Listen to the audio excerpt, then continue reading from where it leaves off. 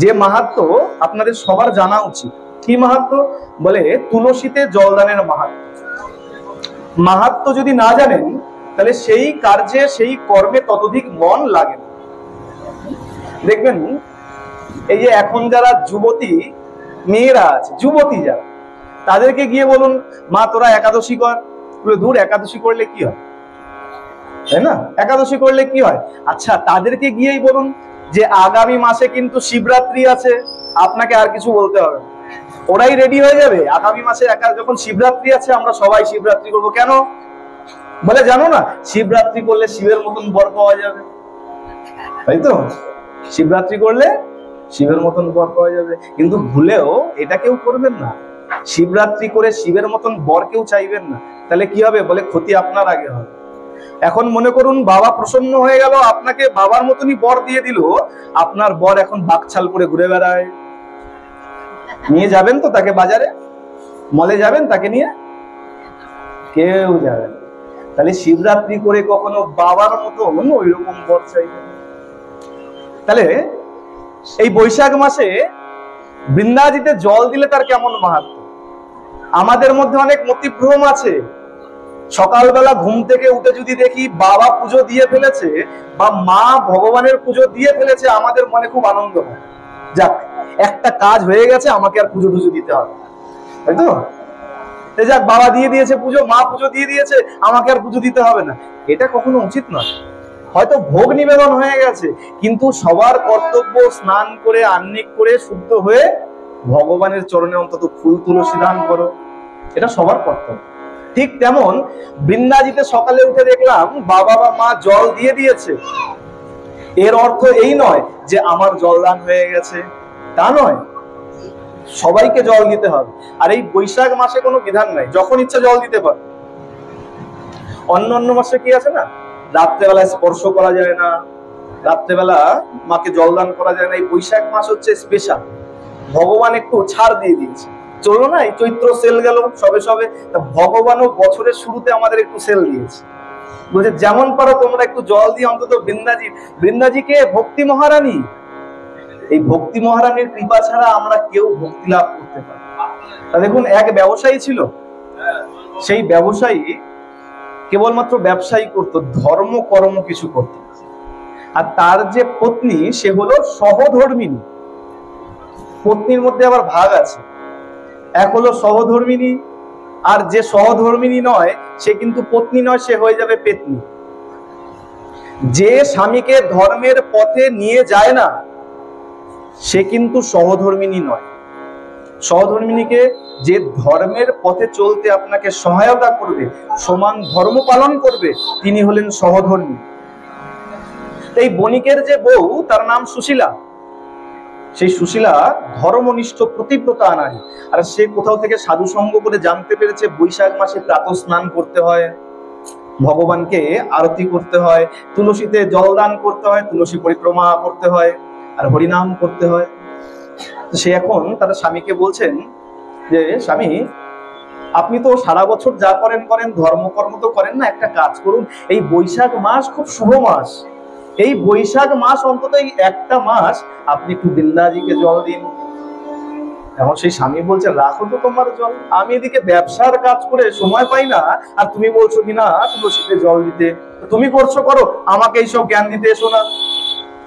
সহধর্মিনী তো, সহধর্মিনী কিন্তু কখনো স্বামীকে ত্যাগ করতে পারে। স্বামী যখন ধর্ম করছে না থাক, না করছে না করুক, এমন কখনো ভাবে না। কি করবে? যে আমি যে করেই হোক স্বামীকে আমি এই পথেই আনবো, ভালো পথে আনবো। তিনি কি করেছেন? বিচার করছে, আচ্ছা বেশ স্বামী তো উঠে জল দেবে না, আচ্ছা শাস্ত্রতে তো বলা আছে যদি হরিনামও শোনে, ওই হরিনাম শুনলেও উদ্ধার হয়। বৈশাখ মাসে যখন এত মাহাত্ম্য, বৈশাখ মাসে যদি হরিনামও শ্রবণ করে তাহলেও তার উদ্ধার হয়ে যাবে। এই বিচার করে কি করেছে, পরের দিন সকালবেলা নিজে স্নান করেছে, স্নান করে কি করেছে, হাতে করতাল নিয়ে ওই বেচারা স্বামী যেখানে শুয়ে আছে স্বামীর কানের কাছে বসে গেছে। ভোরবেলা তখন কখন 4টে বাজে, ব্রহ্ম মুহূর্তে স্নানের কথা বলা আছে বৈশাখ মাসে। 4টে বাজে স্নান করে কি করেছে, করতাল হাতে নিয়ে স্বামীর কানের কাছে বসে গেছে। কি করছে? করতাল বাজাচ্ছে, হরে কৃষ্ণ কৃষ্ণ কৃষ্ণ হরে হরে হরে রাম রাম রাম হরে হরে। শুধু গান করছে না, হাতে কি নিয়ে বসেছে? করতাল। কোথায় বসেছে? স্বামীর একদম মাথার কাছে, খাটের একদম সামনে বসেছে, করতাল বাজাচ্ছে আর কীর্তন করছে। মনে কি ভাব? স্বামীর কানে যদি ঢোকে তাহলে স্বামীর উদ্ধার হয়ে যাবে। স্বামী বেচারা এখন কি করেছে? বালিশ নিয়ে একবার ওই পাশে ফেরে আর একবার এই পাশে ফেরে।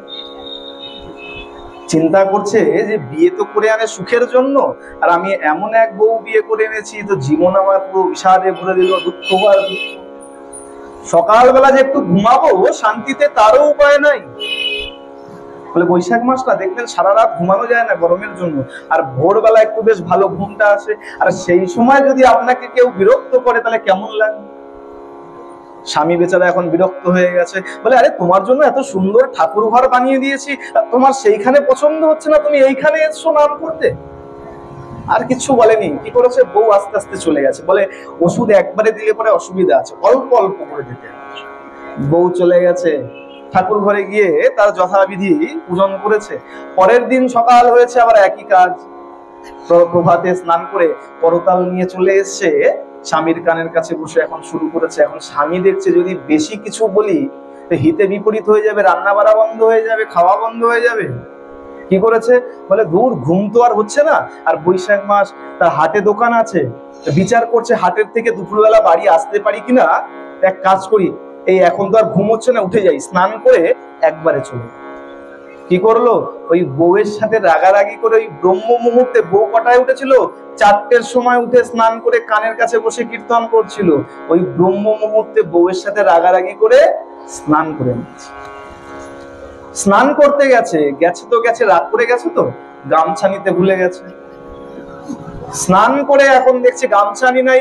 অগ্নি, তাড়াতাড়ি গামছা দিয়ে যাও, আমি তো স্নান করে দাঁড়িয়ে আছি, মুছবো কি দিয়ে? আর বলছে না পতিব্রতা নারী, সে তোমাকে ধর্মের পথে এনে তারপরে ছাড়বে। বলে তুমি আগে কৃষ্ণ বলো, তারপরে গামছা দেবো, যদি কৃষ্ণ না বলো গামছাও দেবো না। বলে ভালো ফ্যাসাতে বললাম। বলে রইলো তোমার কৃষ্ণ, আমার গামছা আমি নিয়ে আসবো। ঘরে গেছে, ঘরে গিয়ে হাতের কাছে আর পুরনো গামছা খুঁজে পায়নি, একটা নতুন গামছা ছিল। ভালো করে মন দিয়ে শুনবেন, এখানে অনেক শেখার ব্যাপার আছে। নতুন গামছা পেয়েছে, নতুন গামছা নিয়ে যখনই পুকুরে চলে গেছে, বউ বিচার করে দেখছে তো নতুন গামছা নিয়ে গেছে, তো ব্যবহার করতে পারবে না। তাড়াতাড়ি পুরনো গামছা নিয়ে পিছে পিছে ছুটেছে। বলে আরে করো কি, এই নাও পুরনো গামছা, নতুন গামছা দাও। স্বামী দেখছে নতুন গামছা যখন নিয়ে এসছি, একটু ধুয়ে দেই, তাহলে পরের দিন ব্যবহার করতে পারবো। নতুন গামছা তো, না ধুলে পরে মার যায় না। ধুয়ে কি করেছে? দড়িতে টাঙিয়ে দিয়েছে, আর পুরনো গামছা ব্যবহার করে ঘরে চলে গেছে। আর বউ কি করেছে?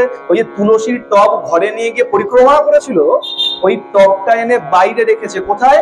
ওই গামছা যেখানে মেলেছে, গামছার তলাতেই সেই টবটা রেখেছে। তাতে কি হলো?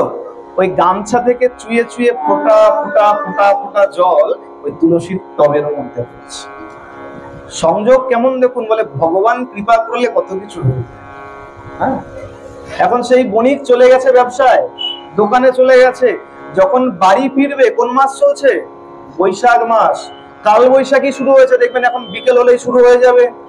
কাল বৈশাখী শুরু হয়েছে, আর এমন কাল বৈশাখী হয়েছে, এক বিশাল গাছের ঢাল ভেঙে ওই বণিকের মাথায় পড়েছে। আর মাথায় যখন পড়েছে, ওই গাছের ডালের চাপা পড়ে ওই বণিক সেখানেই গোবিন্দায় নমঃ, সেখানেই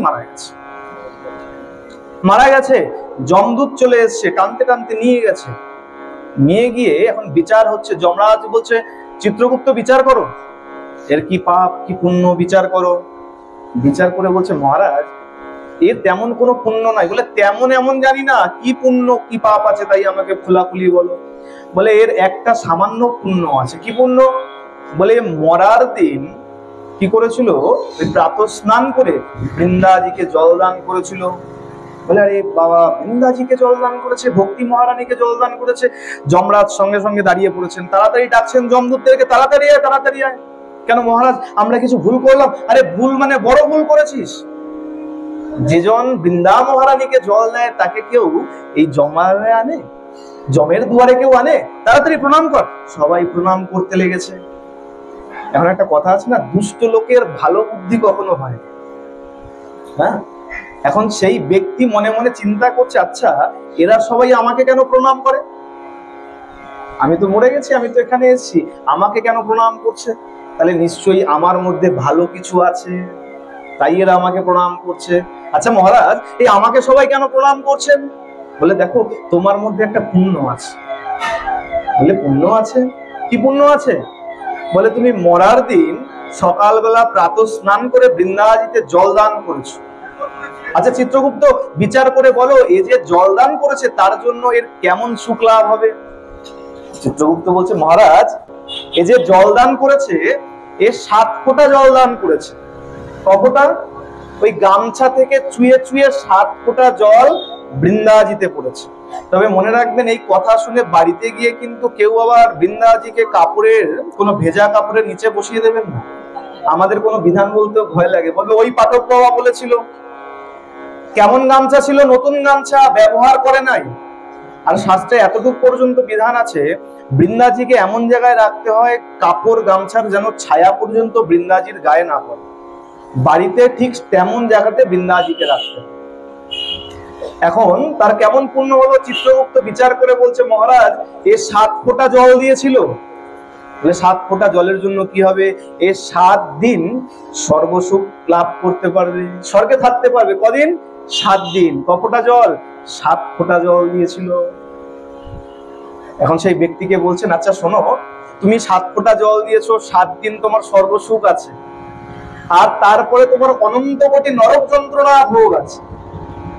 তুমি এত পাপ করেছো, অনন্ত কোটি নরক যন্ত্রণা ভোগ আছে, তুমি কোনটা আগে করতে চাও? সে বিচার করে দেখছে 7 দিনের সুখ তো সামান্য, অনন্ত কোটি নরক যন্ত্রণা, এখন যন্ত্রণা ভোগ করতে করতে আবার কোথায় চলে যাবো তার তো কোনো ঠিক নাই। মহারাজ আগে নরক যন্ত্রণা নয়, আগে আমি ওই 7 দিনের সুখ ভোগ করতে চাই। আচ্ছা বেশ, তাহলে এক কাজ করো, যমদূতদেরকে ডেকেছে, যাও ওকে স্বর্গে ছেড়ে দিয়ে এসো। স্বর্গে ছেড়ে দিয়ে এসছে, বলেছে মনে রেখো তোমার হাতে সময় 7 দিন, 7 দিন পরে তোমাকে আবার নিয়ে যাব, তোমাকে নরক যন্ত্রণা ভোগ করতে হবে। বলে আচ্ছা বেশ, 7 দিন তো আগে সুখে কাটিয়ে নেই। 7 দিন এখন কি করেছে? সেই স্বর্গে প্রবেশ করেই সে এখন গামছা খুঁজতে শুরু করেছে। কি খুঁজছে? গামছা খুঁজতে শুরু করেছে। স্বর্গবাসী যাকেই দেখছে তাকেই বলছে, হ্যাঁ গো একটা গামছা দাও না। এখন এক স্বর্গবাসী বাবা তাকে জিজ্ঞাসা করছে, আচ্ছা তুমি স্বর্গে এসে গামছা কেন খুঁজছো? বলে দেখো একটু বৃন্দাজিতে জল দেবো। বলে আরে বৃন্দাজিতে কি কেউ গামছা দিয়ে জল দেয়? সেই বণিক তো আর জানে না বৃন্দাজিতে কি দিয়ে জল দেয়, সে তো ধর্মকর্ম করেনি, সে ভেবেছে ওই যে গামছার জল পড়েছিল, মনে হয় গামছা দিয়ে জল দিতে হয়। বলে দেখো গামছা দিয়ে না, পাত্র দিয়ে দিতে হয়, ঘটি বাটি যাই হোক, গ্লাস যাই হোক, তাই দিয়ে দাও। বলে এত কিছু জানি না, তুমি যাই হোক একটা কিছু দাও, সময় আমার হাতে বেশি নাই। কদিন সময়? 7 দিন। আমাদের কতদিন সময়? কতদিন সময় আমাদের? আমাদেরও 7 দিন সময়। আমাদের আয়ু কত? 7 দিন। বলে কি বলছেন? আমার তো 60 বছর হয়ে গেছে। হতে পারে 60 বছর, ওই 7 দিনের বাইরে কেউ মরতে পারবে না। রবি সোম মঙ্গল বুধ বৃহস্পতি শুক্র শনি, এর বাইরে কিন্তু কেউ গিয়ে মরতে পারবে। আয়ু কিন্তু সেই ঘুরে ফিরে 7 দিনের মধ্যেই কিন্তু বাধা। মনে হচ্ছে অনেক, কিন্তু বাধা কিন্তু সেই 7 গণ্ডির মধ্যেই। সে বলছে 7 দিন আমার হাতে সময়, তাড়াতাড়ি পাত্র দাও। এক পাত্র পেয়েছে, এখন পাত্র দিয়ে কি করে? এখন রোজ বৃন্দাজিতে জল দেয়, বৃন্দাজির পরিক্রমা করে। দেখতে দেখতে 7 দিন শেষ হয়ে গেছে। যমের দূতেরা এসছে, চলো বাবা তোমার 7 দিনের আয়ু শেষ, এবার নরক যন্ত্রণা ভোগ করবে। নিয়ে গিয়ে এবার শাস্তি দিতে শুরু করেছে। শাস্তি দেয়, শাস্তি আর কাজ হয় না। সে কি কেন শাস্তি কেন কাজ করছে না? তাড়াতাড়ি বিচার করো। এখন চিত্রগুপ্ত বিচার করে বলছে, মহারাজ সর্বনাশ হয়ে গেছে। কি? বলে এই যে 7 দিনের আয়ু পেয়েছিল, এই 7 দিনে স্বর্গে গিয়ে বৃন্দাজিতে এত জল দান করেছে, তার এখন পুণ্য অনেক বেড়ে গেছে। বলে কেমন পুণ্য হয়েছে? বলে এখন তার এমন পুণ্য হয়েছে, সে এখন 7 বছর শিবলোকে বাস করতে পারবে। 1 বছর নয়, 7 বছর শিবলোকে বাস করতে পারবে। বেশ, তাহলে তুমি এখন কি করতে চাও? বলে আমি আগে 7 বছর শিবলোকে বাস করব। বলে যাও, পাঠিয়ে দিয়েছেন শিবলোকে। শিবলোকে গিয়ে কি করছে ভোলেনি বৃন্দাজিতে জল দিচ্ছেন। হ্যাঁ, আর কি হয়েছে দেখতে দেখতে তার এখন ভেতরে পবিত্রতা এসছে। কেন? বলে সাধুকে দর্শন করা মাত্রই মনের ময়লা সব দূরীভূত হয়ে যায়। আর যমরাজ হলেন সাক্ষাৎ একজন বৈষ্ণব। বৈষ্ণবকে দর্শন করলেই মনের ময়লা চলে যায়, আর বৈষ্ণবকে স্পর্শ করলে তুমি পবিত্র হয়ে যাবে। মা গঙ্গা এত নোংরা, মা গঙ্গার মধ্যে মা গঙ্গা তো পবিত্র কেন? বলি বৈষ্ণবের স্পর্শ পাই, বৈষ্ণবের চরণ ধুলো পাই, তাই আমি এত পবিত্র হয়ে আছি। যমরাজকে দর্শন করেছে, তার মনের ময়লা দূর হয়ে গেছে। এখন এই বৃন্দাজিতে জল দিতে দিতে দেখতে দেখতে 7 বছর কেটে গেছে। আবার নিয়ে যাওয়া হয়েছে, চলো এবার তোমার নরক যন্ত্রণা হোক। বিচার করে দেখছে তার পুণ্য আরো বেড়ে গেছে, পাপের খাতা আস্তে আস্তে শূন্যর দিকে যাচ্ছে। মহারাজ এ এখন এত পুণ্য করেছে, এখন 14 বছর ব্রহ্মলোকে বাস করতে পারবে। বলে বেশ, পাঠিয়ে দাও। হয়তো 14 বছর ব্রহ্মলোকেরই বাস চাইবে, ও চাওয়ার আগে ওকে আগে পাঠিয়ে দাও। ব্রহ্মলোকে দিয়ে এসছে। ব্রহ্মলোকে দিয়ে এসেও একই কার্য করেছে। 14 বছর দেখতে দেখতে বৃন্দাজিতে জলদান করতে করতে কাটিয়েছে। 14 বছর যখন শেষ হয়েছে, এই বৃন্দাজির কৃপায় সে এখন পুরো পবিত্র হয়ে গেছে। তার মনের ময়লা সব ধৌত হয়ে গেছে বৃন্দা মহারানীর কৃপায়। সে যখন এখন যমরাজের দূত যখন এসছে, সে এখন বলছেন শোনো, এই যে আমি যখন মনুষ্য দেহ পেয়েছিলাম, ভজনযোগ্য দেহ পেয়েছিলাম, তখন আমি সাধন ভজন কিচ্ছু করি নাই। আমার পত্নী আমাকে কত চেষ্টা করেছে একটু হরিনাম করার জন্য, প্রাতঃ স্নান করার জন্য, কিন্তু অজ্ঞাতে 7 ফোঁটা জল দান করে যদি এত পুণ্য হতে পারে, না জানি আমি যদি জেনে ভক্তি করতাম তার জন্য কত পুণ্য অপেক্ষা করবে। আমাকে আর তোমরা পুণ্য দিও না। মনের মধ্যে এখন পবিত্রতা এসছে, তো বলছে আমাকে এখন যত পারো নরক যন্ত্রণা ভোগ করাও, আমার যেন সব পাপ যেন ধুয়ে। দেখতে দেখতে তাকে এখন আবার নিয়ে যাওয়া হয়েছে যমরাজের কাছে। মহারাজ একে এখন কি করা যাবে? 14 বছর পর্যন্ত বৃন্দাজিকে জলদান করেছেন ভক্তিযুক্ত চিত্তে। যমরাজ চিন্তা পড়ে গেছেন, চিন্তা করছেন একে এখন কি পুণ্য দেব। চিন্তা যখন করছেন সবাই, চিত্রগুপ্ত সবাই যখন এখন চিন্তায় পড়ে গেছে, দেখতে দেখতে সাক্ষাৎ ভগবান তার রথ নিয়ে চলে এসেছেন। ভগবান এখন নিজের রথ নিয়ে এসে বলছেন, বণিক তুমি এখনো জমালয়ে কি করছো? তোমার তো জমালয়ের দিন শেষ হয়ে গেছে, তোমার পুণ্যের খাতা ভরে গেছে, তোমার পাপের খাতা শূন্য হয়ে গেছে, তোমার ওখানে এখন আর কোনো কাজ নাই, এসো আমার রথে উঠে এসো। সাক্ষাৎ ভগবান কি করলেন, তাকে নিজের রথে চড়িয়ে নিয়ে এখন বৈকুণ্ঠে চলে গেলেন। বলিয়ে ভক্তি মহারানী কি, বৃন্দা মহারানী কি। তাহলে বৈশাখ মাসে কেউ কিন্তু ভুল করবেন না বৃন্দাজিতে জলদান। বৃন্দাজিতে জলদান করলে সাক্ষাৎ ভগবান পর্যন্ত তাকে নিজের রথে করে বৈকুণ্ঠ ধামে। এই হলো বৈশাখ মাসের জলদানের মাহাত্ম্য।